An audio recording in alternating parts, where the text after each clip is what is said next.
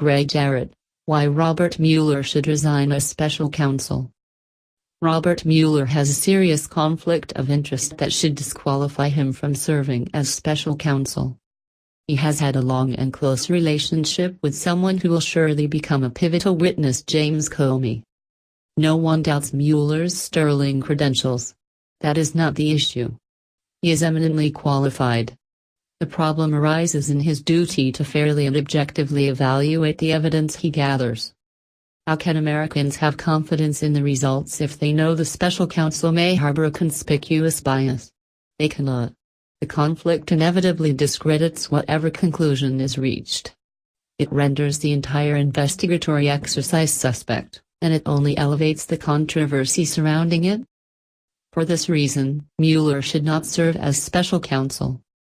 The law governing the special counsel, 28 CFR 600.7, specifically prohibits him from serving if he has a conflict of interest in the case. The rule has been interpreted to mean that even the appearance of a conflict is sufficient for disqualification. A conflict of interest is a situation in which an individual has competing interests or loyalties. The conflict itself creates a clash between that individual's self-interest or bias and his professional or public interest. It calls into question whether he can discharge his responsibilities in a fair, objective and impartial manner. Identical rules govern prosecutors who, for example, must recuse themselves from handling a case against a person with whom they have worked or had a personal relationship. The same would be true if a prosecutor had a close relationship with a witness in the case.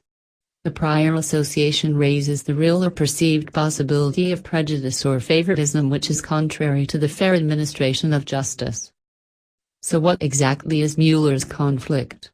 He and Comey are good friends and former colleagues who worked hand in hand at the FBI and Department of Justice. Agents will tell you they were joined at the hip. They stood together in solidarity, both threatening to resign over the warrantless wiretapping fiasco involving then Attorney General John Ashcroft in 2004. Comey regards his predecessor as a mentor, while Mueller considers Comey his protege. When Comey was appointed to succeed Mueller as FBI director, both men appeared together and were effusive in their praise of one another. Their relationship is not merely a casual one. It is precisely the kind of association which ethical rules are designed to guard against. The investigation.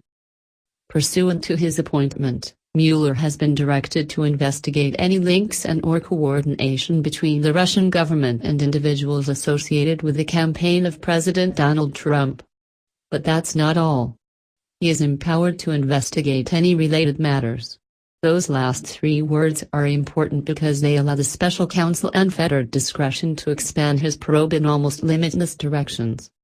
Mueller's investigation of alleged campaign collusion with the Russians will inexorably involve President Trump's former national security advisor, Michael Flynn, who was fired after his controversial meeting with the Russian ambassador to the U.S. The FBI interviewed Flynn about his meeting, and there have been questions raised about Flynn's other Russian contacts.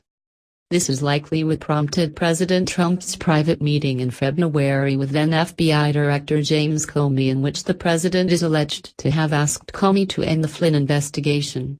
The words reportedly used by Mr. Trump hardly constitute an attempt to obstruction of justice, but that has not stopped Democrats and the media from declaring it a crime. So it is clear where all this is headed. Mueller's probe will morph into an investigation of the Trump-Comey meeting to determine whether the president tried to obstruct justice. It will become a case of he said. Which man will the special counsel believe? His good friend or the man who fired his good friend? How can Mueller fairly and impartially assess Comey's credibility versus Trump's? There is also the fairness of the broader investigation to consider. It is reasonable to assume Mueller was not pleased to see Comey canned. Any animosity which the special counsel may bear could influence the course of his overall investigation into potential wrongdoing by President Trump and his associates. He may be tempted to conjure criminality where none really exists.